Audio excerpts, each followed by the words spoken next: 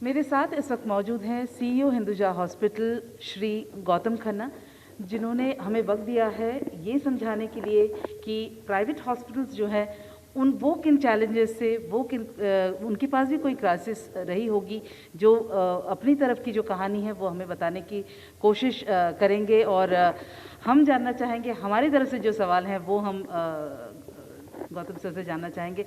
स्वागत है आपका इंडिया टीवी पर। Thank you Joita. मैं अच्छा हुआ कि आप आए।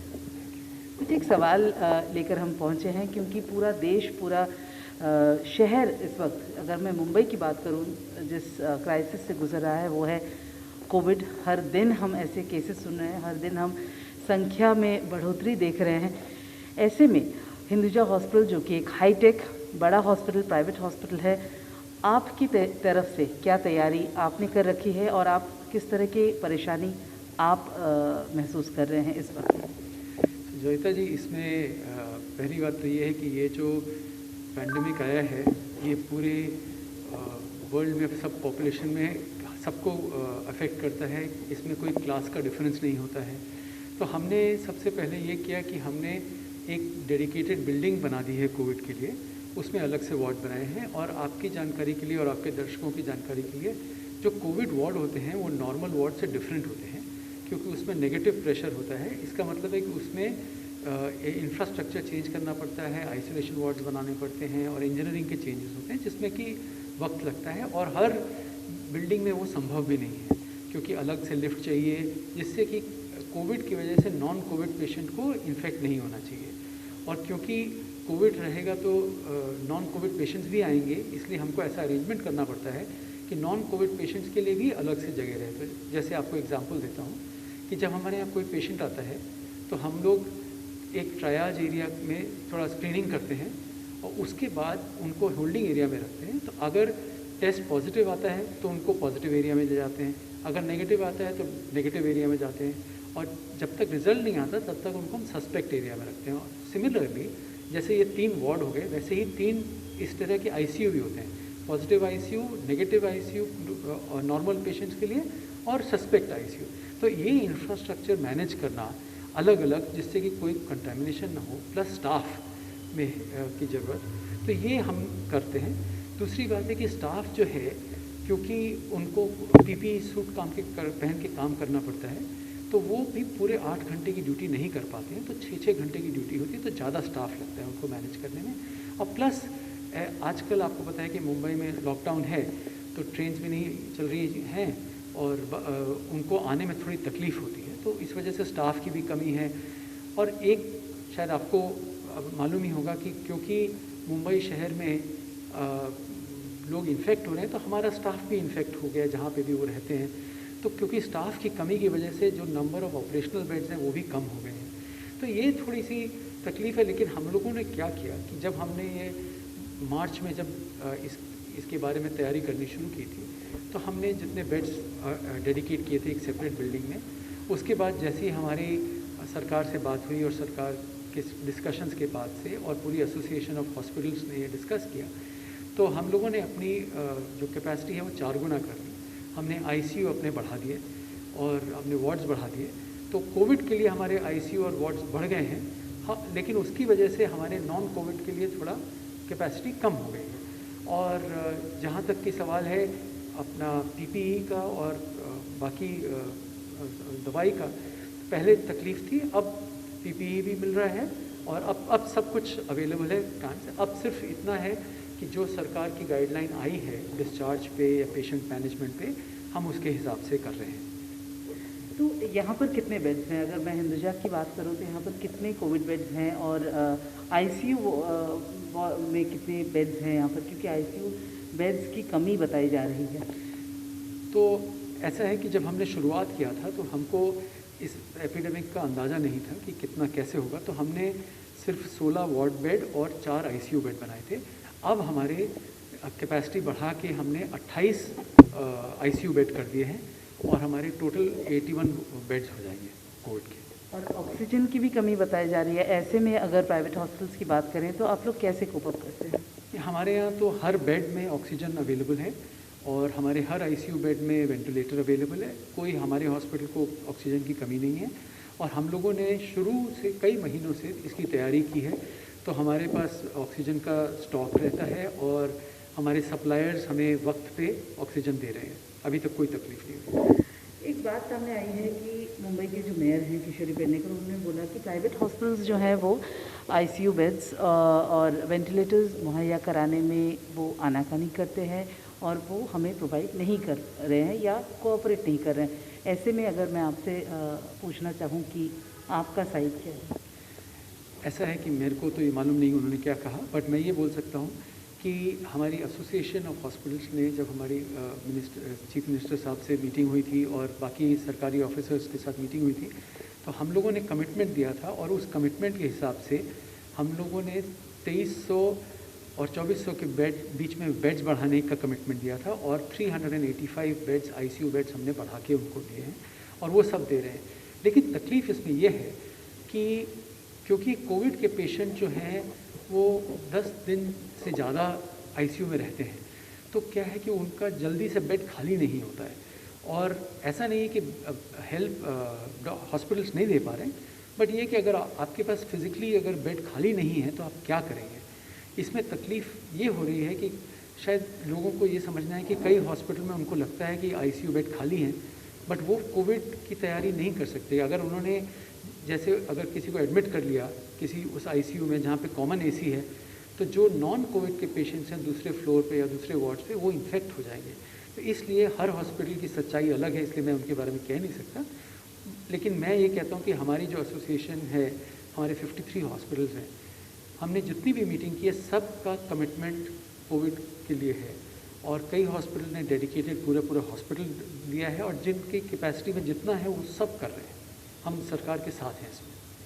प्राइवेट हॉस्पिटल्स पर ये भी इल्ज़ाम लगता है कि उनका जो फ़ीस है वो इतना एक्सॉर्बिनेंट है, इतना ज़्यादा है कि आम इंसान उसे अफोर्ड नहीं कर पाता। ऐसे में जब कोविड पेशेंट्स आते हैं एक जान हथेली पर लेकर आते हैं, ऐसे में अगर उनको एडमिशन नहीं मिलता है और उन्हें वापस कर दिया जाता है तो उनकी हालत और ख़राब हो जाती है। तो ऐसे में क्या प्राइवेट हॉस्पिटल्स की जिम्मेदारी थोड़ी और नहीं बढ़ जाती कि इस सिचुएशन में और ज़्यादा आगे आकर के इस पर काम करें?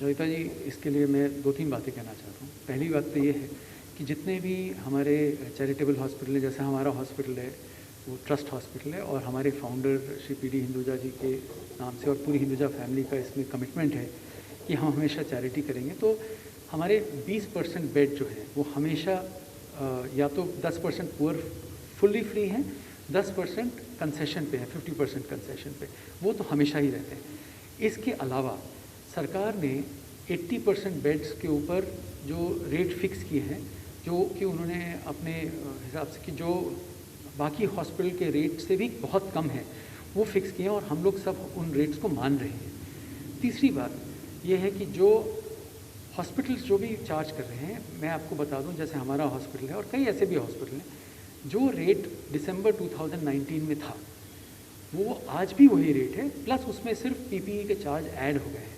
हाँ, सवाल ये आता है कि आप कहें कि दिसंबर 2019 में ज़्यादा थे, तो हर हॉस्पिटल में किसी हॉस्पिटल में कोई इक्विपमेंट डिफरेंट है, लेवल ऑफ सर्विस अलग है, लेवल ऑफ डॉक्टर अलग है, अलग अलग खर्चे हैं, तो हर हॉस्पिटल की अपनी फ़ीस है और अपनी सर्विस है। हाँ, इसके बारे में आपके दर्शकों को सिर्फ ये मैं बोलना चाहता हूँ कि ये मेरी थॉट है कि जो सोसाइटी में है, हम लोगों ने आज तक as a society health care के ऊपर फोकस नहीं किया है। हम लोग अपना इन्वेस्टमेंट करते हैं, अपना घर बनाते हैं, अपना पैसा इन्वेस्ट करते हैं, लेकिन हेल्थ के ऊपर इन्वेस्ट नहीं किया, हेल्थ इंश्योरेंस नहीं लिया। तो ये समझने वाली बात है कि अगर मेरा बिल 1 लाख रुपए आता है और मेरा इंश्योरेंस 2 लाख रुपए का है तो मुझे कोई तकलीफ़ नहीं है, लेकिन मेरे पास अगर इंश्योरेंस नहीं है तो मुझे 1 लाख रुपए में बहुत तकलीफ़ है। तो इसलिए ये कहना कि महंगा है, I think it is ability to pay नहीं है इंडिया में, एडिक्वेट इंश्योरेंस नहीं है और हमने कभी भी हेल्थ केयर को इम्पोर्टेंस नहीं दी एज अ सोसाइटी, तो इस वजह से ये तकलीफ़ आ रही है। लेकिन मैं ये कह सकता हूँ कि इस माहौल में जितने भी हॉस्पिटल हैं, एक स्टडी हुई थी अप्रैल में, फिकी ने अर्नस्ट एंड यंग के साथ एक स्टडी की थी कि हर महीने हॉस्पिटल्स का लॉस जो हो रहा है 7,300 करोड़ पर मंथ लॉस हो रहा है। तो ऐसा नहीं है कि हॉस्पिटल पैसा बना रहे हैं, क्योंकि हॉस्पिटल तो खाली, नॉन कोविड पेशेंट तो आ नहीं रहे हैं तो वो खाली हैं। कोविड पेशेंट में जो रेट है वो सरकार के बहुत कम है। तो हॉस्पिटल तो बहुत लॉसेस में है। कोविड को लेकर के आपने पैसे कम किए हैं, रेट्स कम किए हैं? वो तो सरकार ने रेट कम कर दिया। हाँ, तो जो नॉर्म उन्होंने बनाया है आप उसी पर चल रहे हैं? बिल्कुल उसके ऊपर चल रहे हैं।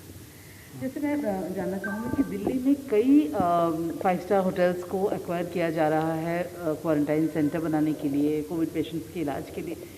तो ऐसे में आपको नहीं लगता कि अगर सरकार के साथ आप यहाँ के प्राइवेट हॉस्पिटल्स भी कोऑपरेट करें तो ऐसा कुछ हो सकता है? या फिर अगर सरकार बड़े हॉस्पिटल्स को भी इस तरह से एक्वायर कर ले पूरी तरह से, तो ऐसे में जो आप रिप्रेजेंट करते हैं प्राइवेट हॉस्पिटल्स को, आप लोगों का क्या मानना है?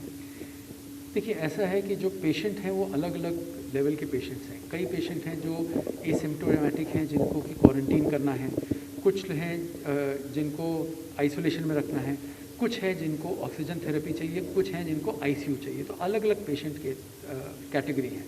तो जो हॉस्पिटल्स हैं, जो हम लोग जो है हॉस्पिटल्स जो सूटेड हैं वो ट्रीटमेंट के लिए हैं। मतलब हम लोग ऑक्सीजन में ट्रीटमेंट करेंगे, हम लोग वार्ड्स में रखेंगे, हम उनको आईसीयू में रखेंगे। जो होटल्स की बात है, होटल्स को क्वारंटीन सेंटर बनाया जा सकता है और बनाया भी है, सरकार ने बनाया भी है। लेकिन जब तक वहाँ पे ऑक्सीजन की या बेसिक फैसिलिटी, मेडिकल फैसिलिटी जैसे नर्स और डॉक्टर नहीं होंगे तो वो एज अ हॉस्पिटल नहीं कन्वर्ट हो सकता। और दूसरा आपका सवाल है कि अगर सरकार हॉस्पिटल को ले ले, अगर सरकार हॉस्पिटल को ले ले और पूरा कोविड बना दे, तो मैं सिर्फ इतना ही कहना चाहता हूँ कि भाई कोविड है लेकिन बाकी बीमारियां तो ख़त्म नहीं हुई। हार्ट अटैक अभी भी हो रहे हैं, स्ट्रोक होता है, फ्रैक्चर होता है, लोगों को बीमारियां होती हैं। तो अभी भी लोगों को हॉस्पिटल चाहिए। तो ऐसा हमें नॉन कोविड पेशेंट्स का भी ध्यान रखना है। और हर हॉस्पिटल का यही मानना है कि हम लोग, जैसे हमारा भी हॉस्पिटल है, हमारा मेन पर्पस है पेशेंट की सेवा करना। तो अगर पेशेंट की सेवा करने के लिए और हमें पेशेंट का ध्यान रखना है तो हमें नॉन कोविड पेशेंट्स के लिए भी बेड रखने पड़ेंगे, उनका भी इलाज करना पड़ेगा। तो इसलिए ये कह सकता हूँ कि हमारी जो एसोसिएशन ऑफ हॉस्पिटल्स है, हमने चैरिटी कमिश्नर के साथ बात की, हमने सरकार के कई सीनियर ऑफिसर्स के साथ, चीफ मिनिस्टर साहब के साथ, चीफ सेक्रेटरी साहब के साथ, म्यूनिसिपल कमिश्नर साहब के साथ, हेल्थ सेक्रेटरी साहब के साथ, सबके साथ डिस्कस किया और हमने एक कंप्लीट कमिटमेंट दिया है कि हम उनके साथ हैं जैसा भी उनको चाहिए। और मैं ये कहना चाहता हूँ कि मुंबई में पिछले महीने भर में जितनी हमारी कोऑपरेशन से जितनी स्थिति सुधरी है, मुझे काफ़ी अच्छा लग रहा है कि काफ़ी अब सरकार और प्राइवेट हॉस्पिटल्स मिलके काम कर रहे हैं। कोई बात जो आप सरकार तक रखना चाहें, क्योंकि सरकार की तरफ से बात हम सुनते हैं, आपकी तरफ से अगर कोई बात आपको लगता है कि कुछ ऐसा है जो प्राइवेट हॉस्पिटल्स को चाहिए या नहीं मिल पाता या वो कोऑर्डिनेशन नहीं बन पा रहा? आपके माध्यम से मैं दो बातें कहूँगा। एक तो आपके दर्शकों को और शायद उनके थ्रू सरकार को। एक तो ये है कि ये टाइम ऐसा टफ टाइम है जिसमें आप लगाएं कि हॉस्पिटल में जितने भी लोग हैं, जो भी काम कर रहे हैं, इस टाइम वो लोग आगे बढ़ के लोगों की सेवा कर रहे हैं और उन्होंने सब खतरा उठा के वो लोग काम कर रहे हैं और मरीजों की सेवा कर रहे हैं। तो ऐसे में अगर आप उनके ऊपर थोड़ा विश्वास करें, उनको थोड़ा भरोसा दें, उनको थोड़ा मोटिवेट करें। मुझे तकलीफ़ इस बात से है कि अभी जो जिसको बोलते हैं ट्रस्ट डेफिसिट है, मैं नहीं कहता सरकार में ऐसा है, बट कई जगह ऐसे हैं जो कि प्राइवेट हॉस्पिटल्स को ट्रस्ट नहीं करते हैं और कई लोग ट्रस्ट नहीं करते हैं। तो जब आप ट्रस्ट नहीं करेंगे, जब आपको मालूम है कि इलाज में जितने भी लोग काम कर रहे हैं, मेरे नर्सेज, मेरे डॉक्टर्स, टेक्नीशियंस, जितना भी स्टाफ है, वो सब अपनी फैमिली को छोड़ के आता है पेशेंट की सेवा करने। तो मेरी सबसे गुजारिश यही है कि उनके लिए आप थोड़ा सा पॉजिटिव एटीट्यूड रखिए, थोड़ा उन पर विश्वास रखिए, क्योंकि ये सब हॉस्पिटल जो हैं लोगों की सेवा करने के लिए ही हैं, ये चैरिटी के लिए हैं, इनका पैसा कहीं नहीं जाता है, सिर्फ पेशेंट्स के लिए ही जाता है। तो अगर थोड़ा ट्रस्ट बन जाए। और लास्ट चीज़ आपके दर्शकों के लिए कि कोविड के लिए इसमें हॉस्पिटल जो कर सकता है वो करेगा, लेकिन आपको जो करना है एज अ सोसाइटी वो ये है कि आप अपना मास्क ठीक से पहनें, फेस, नोज़ और माउथ कवर करके पहनें, हैंड सैनिटाइजेशन करें और फिज़िकल डिस्टेंसिंग ज़रूर करें। अगर आप ये करेंगे तो आप अपना भी और अपने पूरी कम्युनिटी का भी ध्यान रखेंगे। यही बस मेरा सबसे गुजारिश है।